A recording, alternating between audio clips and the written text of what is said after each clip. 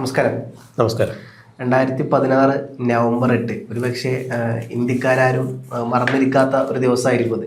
കാരണം ആരും പെട്ടെന്ന് ഉദ്ദേശിക്കാതെ പാതിരാത്രി ഒരു എന്താ പറയുക പെട്ടെന്നൊരു സ്റ്റേറ്റ്മെന്റ് വരുന്നു, ഇന്നു മുതൽ നോട്ട് നിരോധനം പ്രാബല്യത്തിലാണ് എന്നുള്ളത്. പെട്ടെന്ന് ഇടുത്തി വീണ പോലെയാണ് എല്ലാവരും ഇത് അറിഞ്ഞത്. നോട്ട് നിരോധനം ആൾക്കാരും പ്രത്യേകിച്ച് ഇന്ത്യൻ ജനത പെട്ടെന്ന് ഇത്തരത്തിലുള്ള കാര്യങ്ങൾ അഭിമുഖീകരിക്കുന്നത്. അതിൻ്റെ പേരിൽ പെട്ടെന്ന് നോട്ട് കിട്ടാണ്ടാവുകയും കോടിക്കണക്കിന് പിന്നെ പൈസ തിരിച്ചെടുക്കുന്നതിൻ്റെ ഭാഗമായിട്ടാണ് ഇവിടെ വലിയ തരത്തിലുള്ള പല രാജ്യത്തിന് ഭീഷണിയാവുന്ന കള്ളപ്പണങ്ങൾ ഒഴുകുന്നുണ്ട് എന്ന് പറഞ്ഞ കേന്ദ്ര സർക്കാർ അന്ന് സാധനം ചെയ്തത്.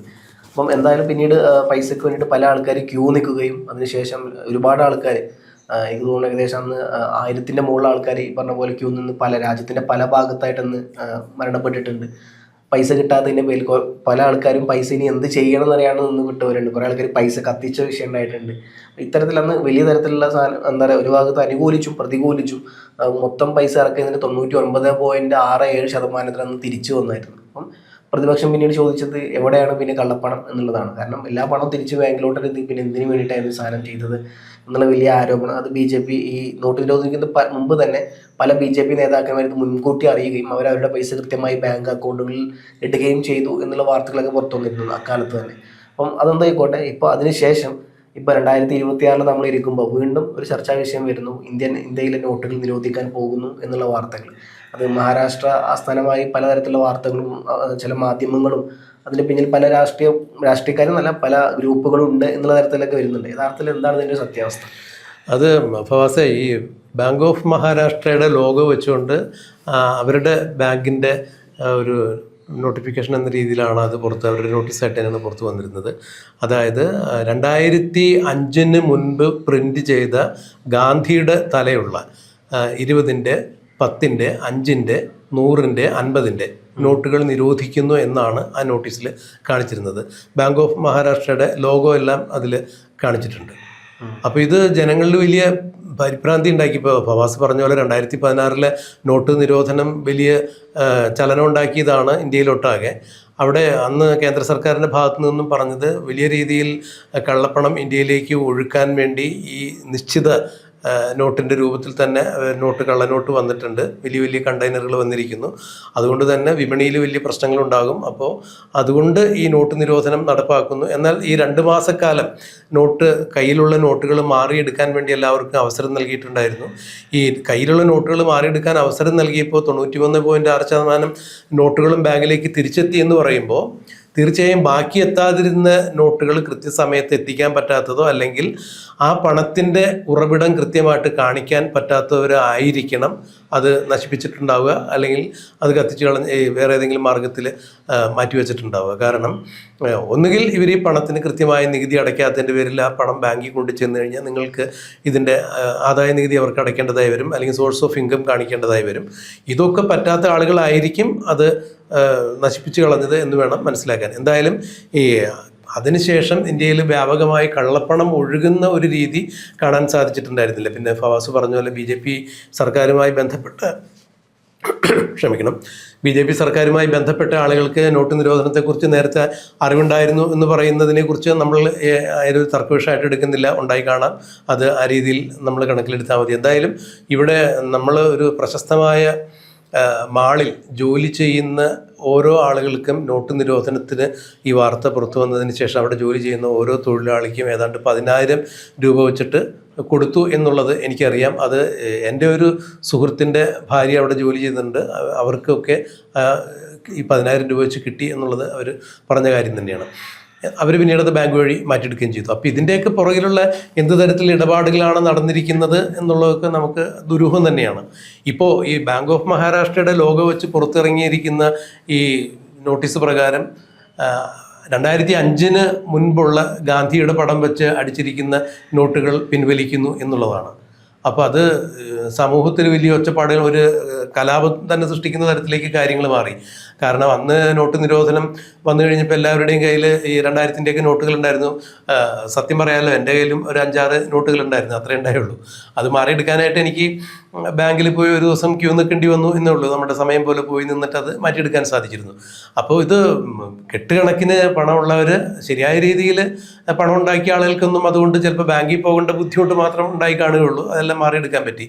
ഇവിടെ ഈ 2005 മുമ്പ് പ്രിന്റ് ചെയ്ത് ഗാന്ധി തലയുള്ള നോട്ടുകൾ മാറ്റണോ എന്ന് പറഞ്ഞു കഴിഞ്ഞപ്പോൾ അത് വലിയൊരു പരിഭ്രാന്തി ഉണ്ടാക്കി. ഇപ്പോഴും നമ്മുടെ കയ്യിലുള്ള പല നോട്ടുകളും 2005 മുമ്പ് പ്രിന്റ് ചെയ്ത നോട്ടുകൾ തന്നെയാണ്, ഗാന്ധി തലയുള്ള നോട്ടുകൾ തന്നെയാണ്. അപ്പോൾ അവർ അതിന് പറയുന്നൊരു കാരണം സുരക്ഷാ ക്രമീകരണങ്ങൾ കൊണ്ട് ഇപ്പോൾ ഉള്ള നോട്ടുകളിൽ കുറെ കൂടി കൂടുതലായി ഈ സുരക്ഷാ സംവിധാനങ്ങൾ ഏർപ്പെടുത്താൻ സാധിച്ചിട്ടുണ്ട്. അതുകൊണ്ടാണ് ഈ നോട്ടുകൾ 2005 മുമ്പുള്ള ഗാന്ധി തലയുള്ള നോട്ടുകൾ പിൻവലിക്കുന്നതെന്നാണ് ഈ നോട്ടീസിൽ പറഞ്ഞിരിക്കുന്നത്. പക്ഷേ ഇതിങ്ങനെ വ്യാപകമായി സോഷ്യൽ മീഡിയയിലൂടെ കൈമാറി ഇന്ത്യൻ മുഴുവൻ അത് വലിയൊരു പരിഭ്രാന്തി സൃഷ്ടിക്കുന്ന സാഹചര്യം വന്നു കഴിഞ്ഞപ്പോൾ റിസർവ് ബാങ്കിൻ്റെ ഭാഗത്ത് നിന്ന് തന്നെ ഒരു വിജ്ഞാപനം പുറത്തിറങ്ങി. അതും ഈ സാമൂഹ്യ മാധ്യമങ്ങളിലൂടെയാണ് ഇത് വന്നതെന്നുള്ളതിൻ്റെ അടിസ്ഥാനത്തിൽ റിസർവ് ബാങ്കും പതിവ് രീതികൾ മാറ്റിയിട്ട് സാമൂഹ്യ മാധ്യമങ്ങളിലൂടെ തന്നെ അവരുടെ വിജ്ഞാപനം പുറത്തിറക്കി. ഒരു തരത്തിലും റിസർവ് ബാങ്ക് ഒരു നോട്ട് നിരോധനത്തെക്കുറിച്ചൊരു തീരുമാനമെടുത്തിട്ടില്ല. 2005 മുമ്പ് പ്രിന്റ് ചെയ്തിരിക്കുന്ന ഗാന്ധി തലയുള്ള 10-ൻ്റെയോ 5-ൻ്റെയോ 50-ൻ്റെയോ 20-ൻ്റെയോ 100-ൻ്റെയോ നോട്ടുകൾ നിരോധിക്കുന്നില്ല. ജനങ്ങൾ പരിഭ്രാന്തരാവേണ്ടതില്ല എന്ന് തന്നെയാണ് അങ്ങനെയും ഒരു അവരുടെ വിജ്ഞാപനം പുറത്തിറങ്ങിയത്.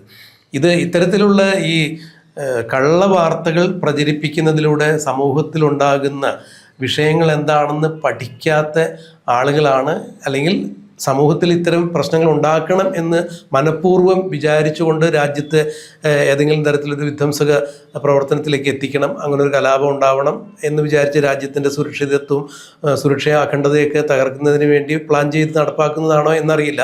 അതെന്ത് തന്നെയായാലും റിസർവ് ബാങ്ക് കൃത്യസമയത്ത് ഇടപെട്ടിരിക്കുന്നു, ഇങ്ങനെ ഒരു വിജ്ഞാപനം ഇറക്കിയിട്ടില്ല. ഒപ്പം ഈ ബാങ്ക് ഓഫ് മഹാരാഷ്ട്രയും അവരും അവരുടേതായിട്ടുള്ളൊരു വിജ്ഞാപനം പുറത്തിറക്കിയിട്ടുണ്ട്. ഞങ്ങളുടെ ബാങ്കിൻ്റെ ലോഗോ എടുത്തിട്ട് അതൊരു ആരൊക്കെ ഈ നന്നായ രീതിയിൽ ഫോട്ടോഷോപ്പ് ചെയ്യുന്ന ആരെ ഏൽപ്പിച്ചിട്ട് അത് ചെയ്തിരിക്കുന്നതാണ്. ഒരിക്കലും ബാങ്ക് ഓഫ് മഹാരാഷ്ട്ര ഇങ്ങനെ ഒരു വിജ്ഞാപനം ഇറക്കിയിട്ടില്ല. ഞങ്ങളും ഇതിൽ നിർവാജ്യം ഖേദം പ്രകടിപ്പിക്കുന്നു എന്ന് തന്നെയാണ് അവർ പറഞ്ഞത്. എന്തായാലും ഈ നോട്ട് നിരോധനത്തെക്കുറിച്ച് ഈ വാർത്തകൾ കേട്ടറിഞ്ഞ ആളുകൾ ഫവാസ് നേരത്തെ പറഞ്ഞ പോലെ അല്പം ഞെട്ടലുളവാക്കിയിട്ടുണ്ട്. ഞെട്ടി ഇപ്പോൾ ആൾക്കാർ ഈ വിഷയത്തിൽ ഞെട്ടിക്കഴിഞ്ഞാൽ അവരെ കുറ്റം പറയാൻ പറ്റില്ല. കാരണം ഓൾറെഡി അവർക്ക് ഒരു എക്സ്പീരിയൻസ് ഉള്ളതാണ്. സർക്കാർ വരുന്നു, രണ്ട് വർഷത്തിന് ഉള്ളിൽ ഇത്തരത്തിൽ പെട്ടെന്ന് നോട്ട് നിരോധിക്കുന്നു. അവരെ അത്രയും കാലം കടക്കാൻ നിൽക്കുന്ന പോലും അവരാരും വിചാരിച്ചിട്ടുണ്ടാവില്ല ഇത്തരത്തിലൊരു ഇടുത്തി പോലെ ഒരു സംഭവം ഉണ്ടാവുന്നുള്ളൂ. രാത്രി 11:15 എത്രയാണെന്ന് മോദി വാർത്താ സമ്മേളനത്തിലൂടെ സാധനങ്ങളൊക്കെ പറയുന്നത്. അപ്പം എന്തായാലും അപ്പോൾ പെട്ടെന്ന് അപ്രതീക്ഷിതമായിട്ടൊരു സാധനം ഉണ്ടായത്. അപ്പോൾ സ്വാഭാവികമായിട്ടും ആൾക്കാർക്ക് അറിയാം മോദി സർക്കാരിൻ്റെ പല കാര്യങ്ങളും ഉണ്ടായത് ഇത്തരത്തിൽ അപ്രതീക്ഷിതമായ പല തീരുമാനങ്ങളായിരുന്നു. ആർട്ടിക്കിൾ 370 ബന്ധപ്പെട്ട് കാശ്മീരിന്റെ പ്രത്യേക പദവി എടുത്തു കളഞ്ഞ അപ്പോൾ പല കാര്യങ്ങളും പല വിഷയങ്ങളിലും CAA NRC വിഷയത്തിൽ അത് പൗരത്വ ഭേദഗതി ബില്ല് ഇത് ആരും പ്രതീക്ഷിക്കാതെ അൺഎക്സ്പെക്റ്റഡുള്ള മൂവ്മെന്റ് ആയിരുന്നു പല സാധനങ്ങളും വന്നത്. അപ്പം എന്തായാലും ഈ പറഞ്ഞ പോലെ ആൾക്കാരെ കുറ്റം പറഞ്ഞാലും കാര്യമില്ല. ഇത്തരത്തിൽ ഒരു വശത്ത് ഇത്തരം ആൾക്കാരെ പറ്റിച്ച് പൈസ ഉണ്ടാക്കുക എന്നുള്ള നിഗൂഢ ബുദ്ധിയുള്ള ആൾക്കാർ ഒരു വശത്ത്, മറുവശത്തിൽ ആൾക്കാർ പെട്ടുപോകുന്ന പാവപ്പെട്ട ആൾക്കാർ ഒരു വശത്ത്. അല്ല, ഇങ്ങനെ ഒരു പരിഭ്രാന്തി രാജ്യത്ത് സൃഷ്ടിച്ച് രാജ്യത്തെ ഒരു അനിശ്ചിതാവസ്ഥയിലേക്ക് നയിക്കുക എന്നുള്ളൊരു ഉദ്ദേശം ചിലപ്പോൾ ഇത് ചെയ്ത ആളുകൾക്ക് ഉണ്ടാവാം. കാരണം രാജ്യത്തിൻ്റെ സുരക്ഷിതത്വവും അല്ലെങ്കിൽ ശാന്ത സമാധാനത്തോടുള്ള ജീവിതമൊക്കെ തകർക്കുക എന്നുള്ളത് തന്നെയാണല്ലോ വിധ്വംസക ശക്തികളുടെ താല്പര്യം. എന്തായാലും അത് കേട്ട് പരിഭ്രാന്തരായ ആളുകൾ പരിഭ്രാന്തിയിലേക്ക് പോകണ്ട എന്ന് കൃത്യമായ സമയത്ത് തന്നെ റിസർവ് ബാങ്കും ബാങ്ക് ഓഫ് മഹാരാഷ്ട്രയൊക്കെ വന്നത് പറയുകയുണ്ടായി. പിന്നെ ഇവിടെ നമുക്ക് കൂടി ഒരു ആശ്വാസം എന്ന് പറഞ്ഞ് 10-ൻ്റെയും 20-ൻ്റെയും 100-ൻ്റെയൊക്കെ നോട്ടുകൾ നിരോധിക്കണമെന്ന് പറയണത് കേൾക്കുമ്പോൾ തന്നെ, കാരണം സാധാരണക്കാരൻ്റെ കയ്യിലുണ്ടാവുക ഇത്തരം നോട്ടുകളാണല്ലോ. അപ്പോൾ അതുകൊണ്ട് തന്നെ അത് വലിയ ചലനങ്ങൾ സൃഷ്ടിക്കും. എന്തായാലും ഇപ്പോൾ കുറേയൊക്കെ ഡിജിറ്റലൈസ് അല്ലേ, ഇപ്പോൾ ആദ്യം പറഞ്ഞ പോലെ കയ്യിൽ പൈസ വെച്ച്. അതെ, ഡിജിറ്റൽ കറൻസിയുടെ ആ ഒരു വിനിമയം നടന്നതോടുകൂടി ഗൂഗിൾ പേ ഒക്കെ വന്നതോടുകൂടി അത്ര കണ്ട് ജനങ്ങളെ അത് പരിഭ്രാന്തരാക്കിയില്ല എന്നുണ്ടെങ്കിലും 2016 ഓർമ്മയിലേക്ക് ജനം പോയി. എന്തായാലും അത് ഫേക്ക് ന്യൂസ് ആയിരുന്നു എന്ന് റിസർവ് ബാങ്ക് തന്നെ വ്യക്തമാക്കിയതോടുകൂടി ആ ആശങ്കകളാകുന്നു. ഇനി വീണ്ടും ഇതുപോലുള്ള എന്തെങ്കിലും ഗിമിക്സുകളായി ആരെങ്കിലും വരുന്നവരെ നമുക്ക് സമാധാനമായിട്ട് കഴിയാം.